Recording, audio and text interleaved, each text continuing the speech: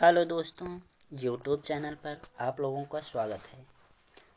आज हम भारत के प्रमुख राजवंशों एवं उनके संस्थापकों के बारे में बात करेंगे, जो एंशिएंट हिस्ट्री का अंतिम लेक्चर होगा। इसी के साथ हम अपना पहला क्वेश्चन स्टार्ट करते हैं। पहला क्वेश्चन है, वर्मन वंश का संस्थापक कौन था? यहाँ 4 ऑप्शन दिए गए हैं। पहला है पुष्यवर्मन, दूसरा है नागभट्ट प्रथम, तीसरा है चंद्रदेव, चौथा है वासुदेव। यहाँ आंसर क्या होगा? आंसर होगा पुष्यवर्मन। इसका आंसर होगा पुष्यवर्मन। और इसकी राजधानी जो है प्राग ज्योतिषपुर है। इसकी राजधानी प्राग ज्योतिषपुर है। इस वंश का ऐतिहासिक उल्लेख हमें प्रयाग प्रशस्ति में मिलता है। किसमें मिलता है? प्रयाग प्रशस्ति। प्रयाग प्रशस्ति में मिलता है, जिसमें इसे समुद्रगुप्त का प्रत्यंत करदाई राज्य कहा गया है। जिसमें इसे समुद्रगुप्त का प्रत्यंत करदाई राज्य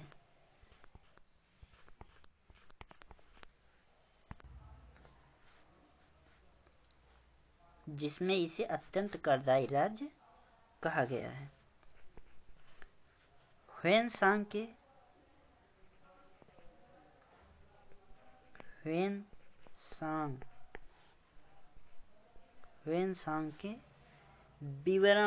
विवरण से भी इसके इतिहास पर प्रकाश पड़ता है। यहाँ क्वेश्चन पूछेंगे कि वर्मन वंश या कामरूप, जिसे कामरूप भी कहते हैं, इसके इतिहास पर प्रकाश कौन डालता है? तो यहाँ आंसर होगा ह्वेनसांग। ठीक है, हम अपने अगले क्वेश्चन पे चलते हैं। अगला क्वेश्चन है, गुर्जर प्रतिहार वंश का संस्थापक कौन था? यहाँ होगा गुर्जर प्रतिहार वंश का संस्थापक कौन था? 4 ऑप्शन दिए गए हैं। पुष्यवर्मन, नागभट्ट प्रथम, चंद्रदेव, वासुदेव। गुर्जर प्रतिहार वंश का संस्थापक कौन था? नागभट्ट प्रथम। इसकी जो राजधानी थी वो कन्नौज थी। क्या थी? कन्नौज। इसकी राजधानी कन्नौज थी। ठीक, फिर इसे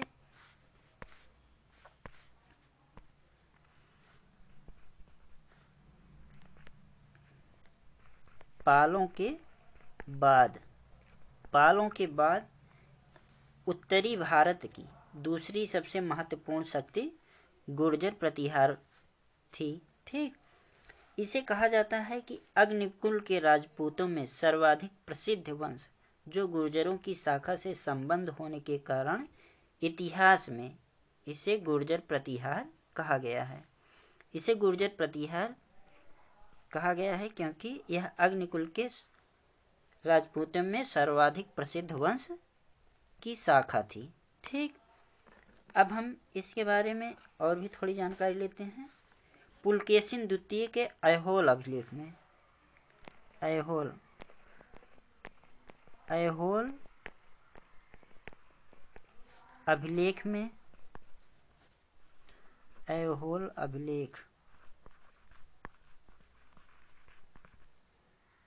ऐहोल अभिलेख में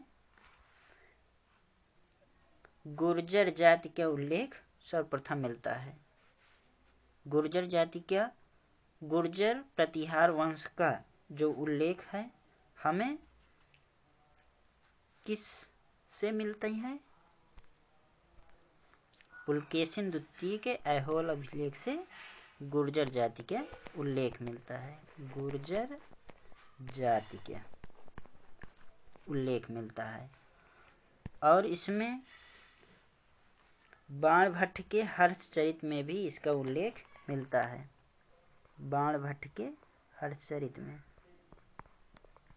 बाणभट्ट के हर्षचरित में इसका उल्लेख मिलता है। ठीक है। और इसके बारे में कहा जाता है कि गुर्जर प्रतिहार वंश की जो उत्पत्ति है वह गुजरात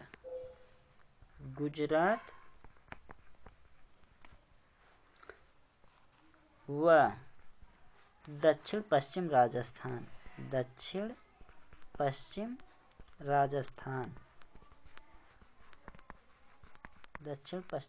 राजस्थान में हुई थी। नागभट्ट प्रथम को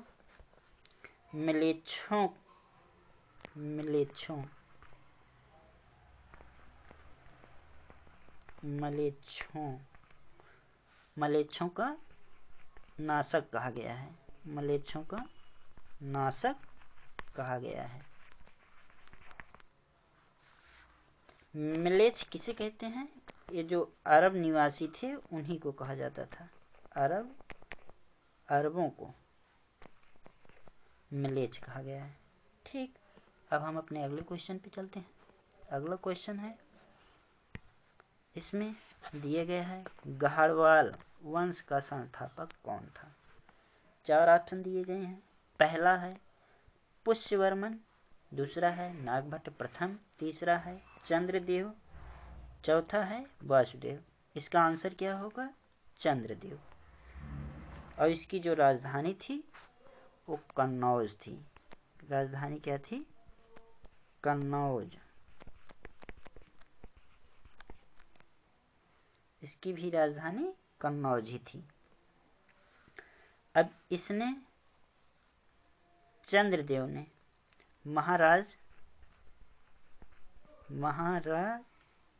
महाराजा धीराज की उपाधि धारण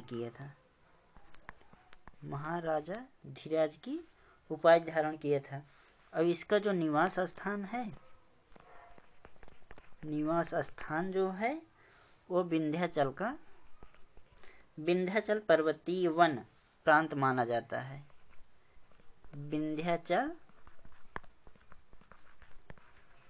विंध्याचल पर्वतीय वन प्रांत माना जाता है।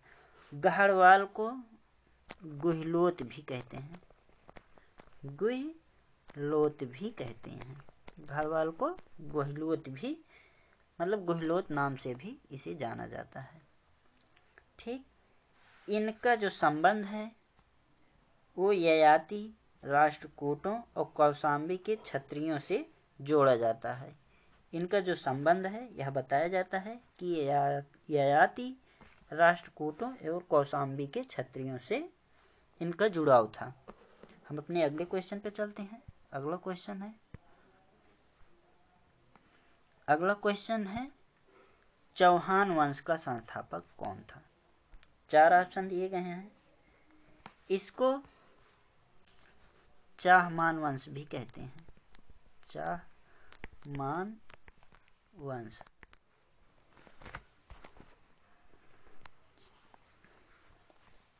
इसको चाहमान भी कहते हैं। इसमें 4 ऑप्शन दिए गए हैं। पहला है पुष्यवर्मन, दूसरा है नागभट्ट प्रथम, तीसरा है चंद्रदेव, चौथा है वासुदेव। तो चौहान वंश का संस्थापक कौन था? वासुदेव था। इसकी जो राजधानी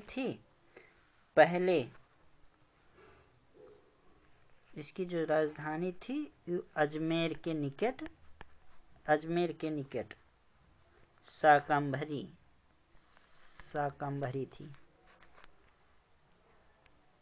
अजमेर के निकट शाकंभरी थी। ठीक।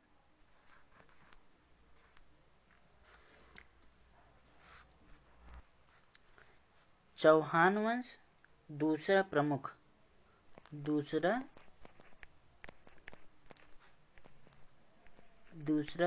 राजवंश भी राजपूत राज्य था। प्रारंभ में गुर्जर प्रतिहारों के ये सामंत थे। चौहान वंश के जो भी शासक थे वो पहले जो संस्थापक थे वो पहले सामंत थे। किसके? गुर्जर प्रतिहारों के। ठीक है। फिर 10वीं शताब्दी के आरंभ में वाकपति राज प्रथम ने प्रतिहारों से स्वयं को स्वतंत्र कर लिया। किसने? वाकपति राज ने। वाकपति राज वाकपति राज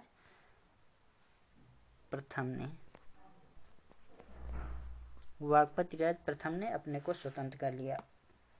चौहानों की शक्ति का विस्तार सबसे अधिक विग्रहराज चतुर्थ या बीसल देव, विग्रहराज चतुर्थ या बीसल देव, जिनका दूसरा नाम बीसल देव है, के समय में हुआ। अब हम अपने अगले क्वेश्चन पे चलते हैं। अगला क्वेश्चन, परमार वंश का संस्थापक कौन था? यहाँ 4 ऑप्शन दिए गए हैं। पहला ऑप्शन है पुष्यवर्मन, दूसरा है नागभट्ट प्रथम, तीसरा है चंद्रदेव, चौथा है उपेंद्र। परमार वंश का संस्थापक कौन था? उपेंद्र। इसका सही आंसर होगा। पहले इसकी जो राजधानी थी वो उज्जैन थी। पहले जो इसकी राजधानी थी वो उज्जैन थी। बाद में जो इसकी राजधानी हुई वो धारा नगरी हुई। धारा नगरी। ठीक। परमार वंश का जो प्रारंभ है वो 9वीं शताब्दी के प्रारंभ में नर्मदा नदी के उत्तर में, जैसे यहाँ नर्मदा नदी है तो इसके उत्तर में, ये नर्मदा हो गई, इसके उत्तर में मालवा था। इसके उत्तर में मालवा, जिसका पुराना नाम अवंती था, प्राचीन नाम अवंती था, क्षेत्र में हुआ। परमार वंश का जो परमार वंश का 9वीं शताब्दी में इसका मालवा क्षेत्र में हुआ। परमार वंश का जो स्वतंत्र एवं शक्तिशाली शासक था उसका नाम सीयक था। सीयक, इसी को श्रीहर्ष नाम से भी जानते हैं। यह सबसे शक्तिशाली शासक था परमार वंश का। ठीक है। अब हम अपने अगले क्वेश्चन पे चलते हैं। अगला क्वेश्चन है, चंदेल वंश का संस्थापक कौन था? इसमें 4 ऑप्शन दिए गए हैं। एक नन्नुक है, दूसरा नागभट्ट प्रथम, तीसरा चंद्रदेव, चौथा उपेंद्र। इसका आंसर होगा नन्नुक। चंदेल वंश का जो संस्थापक है वो नन्नुक है। अब इसकी जो राजधानी थी वो खजुराहो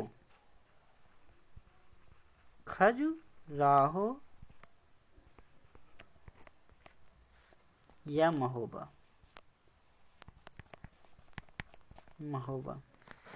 महोबा थी। यह बुंदेलखंड या जेजाग भुक्ति में चंदेल वंश का उदय हुआ। बुंदेलखंड क्षेत्र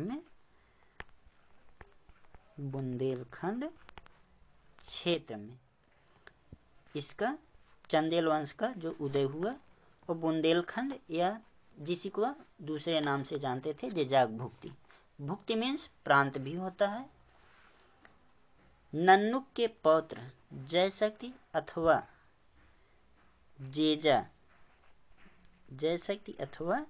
जेजा के नाम पर यह प्रदेश जेजाग भुक्ति कहलाया। क्या कहलाया? जेजाग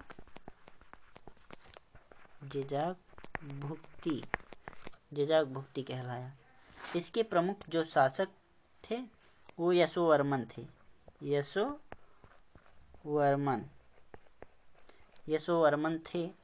यशोवर्मन के ही शासनकाल में खजुराहो के प्रसिद्ध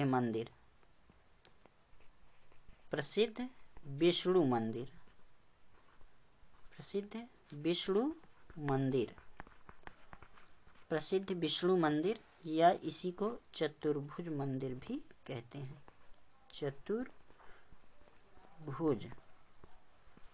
चतुर्भुज मंदिर भी कहते हैं। इसका निर्माण करवाया और इसने जलाशय का भी निर्माण करवाया। जलाशय का भी निर्माण करवाया। अब हम अपने अगले क्वेश्चन पे चलते हैं। अगला क्वेश्चन है, सोलंकी वंश का संस्थापक कौन था? 4 ऑप्शन, नन्नुक, मूलराज प्रथम, चंद्रदेव, उपेंद्र। सोलंकी वंश का संस्थापक जो था वो मूलराज प्रथम था। इसकी जो राजधानी थी वो आन्हिलवाड़ थी। इसकी जो राजधानी थी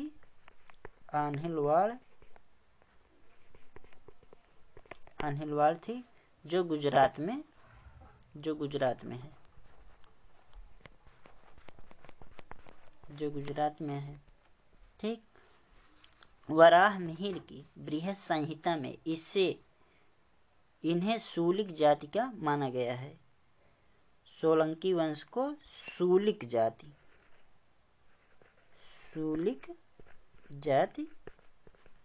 माना गया है, जाति का माना गया है। कहाँ माना गया है? वराह मिहिर की बृहद संहिता में। जबकि पृथ्वीराज रासो ने इसकी उत्पत्ति आबू पर्वत पर किए गए यज्ञ के अग्निकुंड से बताई है। इस वंश के शासक जो हैं वो जैन धर्म के पोषक एवं संरक्षक थे। जैन धर्म के पोषक एवं संरक्षक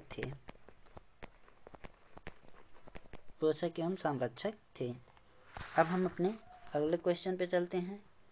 अगला क्वेश्चन है, कलचुरी वंश का संस्थापक कौन था? इसमें 4 ऑप्शन दिए गए हैं, मूलराज प्रथम, नन्नुक, कोकल्य, वासुदेव। इसका जो आंसर होगा वो कोकल्य होगा। अब इसकी जो राजधानी थी वो त्रिपुरी थी। इसकी जो राजधानी थी त्रिपुरी थी। ये अपने को चंद्रवंशी छत्री थे। ये चंद्रवंशी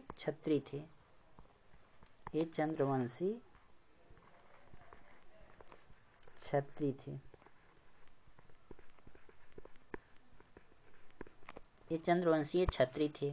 ये गांगेय देव इस वंश का सबसे प्रतापी राजा था, जिसने विक्रमादित्य की उपाधि धारण की। विक्रमादित्य की उपाधि धारण की गांगेय देव ने। और कलचुरी शासक जो थे वह त्रैकूट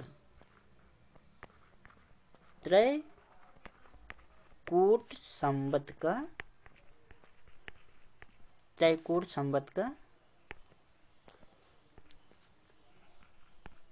प्रयोग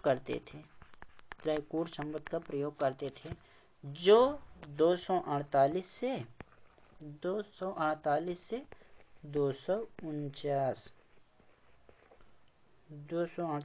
249 ईस्वी में प्रचलित था। इस प्रकार हमारा सेशन समाप्त होता है। सभी व्यूअर को हमारा धन्यवाद। एक बार सभी को फिर से धन्यवाद। इस चैनल को शेयर और सब्सक्राइब कर दीजिएगा। इसी के साथ सेशन समाप्त होता है। जय हिंद।